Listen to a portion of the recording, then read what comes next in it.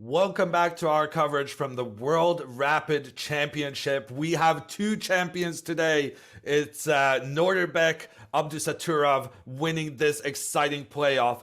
And earlier today, we saw Alexandra Kostenyuk winning the women's section. I'm Jon Ludvig. This is Irina Krush. And now we're going to show you the rapid recap, the most exciting thing that happened today, and you will not be surprised to learn, in our opinion, that was this final playoff game that decided the whole thing. Abdusattorov with the white pieces against Ian Nepomniachtchi with black. The Uzbeki youngster chose to go for the English opening, and he actually used a very uncommon system where you put both your pawns up into the middle of the board, really aggressively trying to control the center. And this was actually the same opening he used earlier in the event when he played against Magnus Carlsen. Yes, and here Nepomniachtchi also played the same move that Carlsen played. He played bishop to b4. White played pawn to d3, and both sides are just settling their pawns in the center. White played h3 also to stop this move bishop g4 because he wants to keep his knight on f3. And, you know, the very important thing is a square on d4 in this position, this hole in White's position that Black would like to use in some way.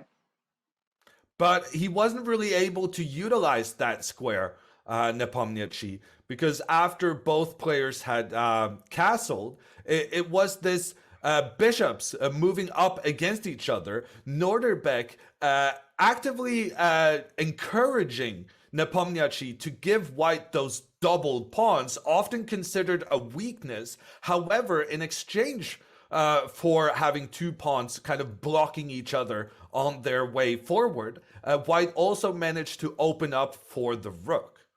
Yeah, that was a debatable decision by Nepomniachtchi to capture on e3. He certainly wasn't forced to do it, and it did change the course of the game, giving White that open file, which in this next stage, White tries to utilize by bringing over his queen and his knight to the king side.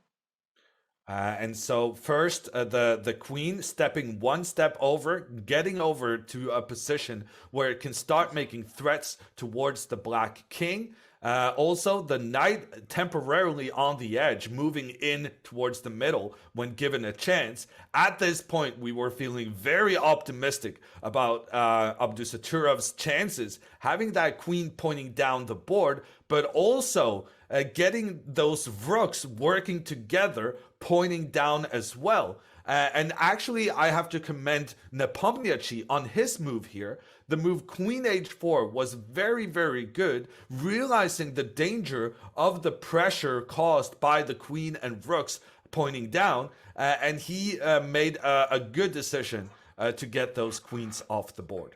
Yeah, that was a very safe, logical move from Nepomniachtchi. And at this point, we started to feel like the tide was turning, that the initiative that White seemed to have was receding, and that Black should be very safe in this endgame. And indeed, Black is very safe here. I think at this moment, this is where Black makes one of the inaccuracies in the game. You know, he goes knight to g5. Later on, this knight becomes a problem, becomes, you know, a target on the e6 square, and then he goes all the way back to c7. The knight could have gone to f6, which was a square he had left earlier, and that would have kept the bishop from coming out to g4. And Black has a very safe position here. No weaknesses in the pawn structure. He was probably afraid to do this because, you know, rook takes f6 is always an idea that that White has in mind, but probably it's not so dangerous with the queens off the board. You can protect the d6 pawn, rook a d8, and even if you lose another pawn on h6, it doesn't seem like a big problem. You got lots of counterplay with f5. So this is what Nepomniachtchi should have done. Instead, what he did do was putting his knight on a journey that didn't go very well. The white pieces just kept attacking that knight and then trying to infiltrate with his own knight over on the queen side. Abdusattorov made the correct call to push forward in the center, creating the tension between the pawns. And what's good about this tension is that white is the one who chooses whether or not it's going to open up. And at this stage, Nepomniachtchi was very nervous about the white rooks just pointing down through the middle and just crashing through against black's position. So Nepomniachtchi at this stage, he thought for almost a minute. He lashed out with the move b5, which was probably a good idea. He found a nice home for his knight on b5, where this knight was protecting one of the pawns. The other knight was protecting the other pawn. Things were kind of under control here, but it had cost him a lot on the clock. Yeah, it's a good idea when you don't like the way the game is going to do something to change the nature of the game. That's what Nepo tried to do with this move b5. I think it was a good practical decision, even though the computer didn't love it. And over here, we're coming to another key point. Right here, it seems like might have been better for black to throw in the capture on d4, this intermediate move. You'll see later on why that was necessary, because that exchange would have really helped him. In the game, he just moved away his rook. And when the check came and black blocked it, it turned out that white was the one that could capture a pawn on e5. And those pawns hadn't been exchanged yet. He opened the d file, and he was on his way to winning a pawn here. Yeah, yeah, 2 pins, in fact. The black pawn cannot move forward because then the king would be in check. The black pawn cannot capture the bishop because then you would lose the rook. As a result of that, Nodirbek was able to secure the win of this central pawn, but also with his bishop capturing, there were some very serious threats against the black king, forcing Nepomniachtchi to make the trade knight for bishop, which in turn allowed white to get this pawn in the middle, pushing forward, trying to become a new queen. Nepomniachtchi tried to eliminate as many pawns from the board as possible. That's a normal strategy when you're kind of looking to salvage a draw.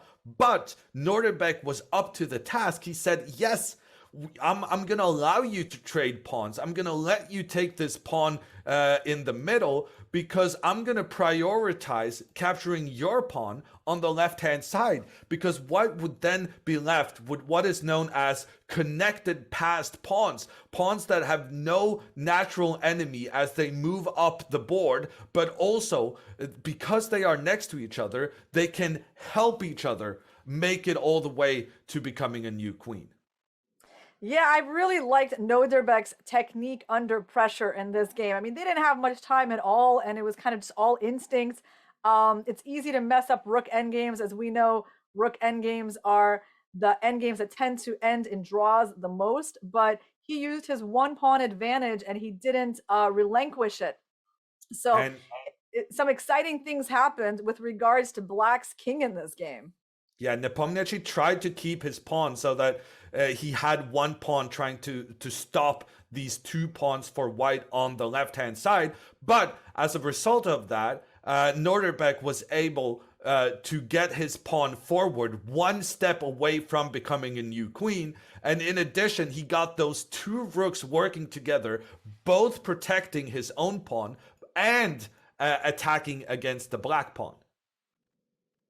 Yeah, I mean, at this point, it's starting to look really, really hopeless for black, I would say. And what did Nepomniachtchi do here? He gave a check. Yeah. Soon he's going to lose the g7 pawn.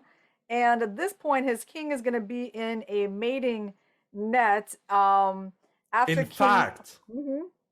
fact, and this is something you pointed out during the broadcast, Nodirbek missed a chance for a checkmate in 2 moves. He could have used his rook to give a check on the king, and when that king moves up, the other rook could have completed the title. He just wanted to create a bit more excitement for us watching. He tried moving his king up instead, but that king kept being attacked by the the black rooks. Yeah, this So kind of got scary, to be honest. I mean, it's like when you have a checkmate in 2 and you miss it and you let the game continue, you lose a pawn, now your king's getting checked.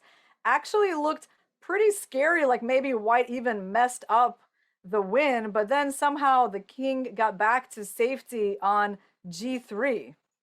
yeah, the king managed to hide on the edge of the board. And yes, now this pawn could have been captured. But at this stage, both players were aware of the problems black's king on the side of the board was facing. So instead, Ian Nepomniachtchi tried to move his rook just one step back so that if this check comes, then the rook is ready to capture it. However, there was a nice deflection here.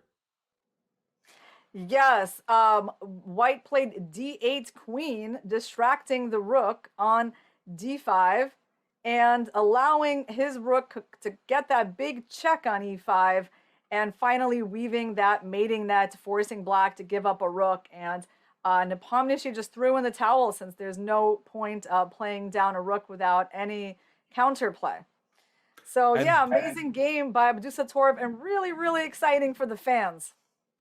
And that was the way the 17-year-old managed to get his World Rapid Championship title. And this was the Rapid recap.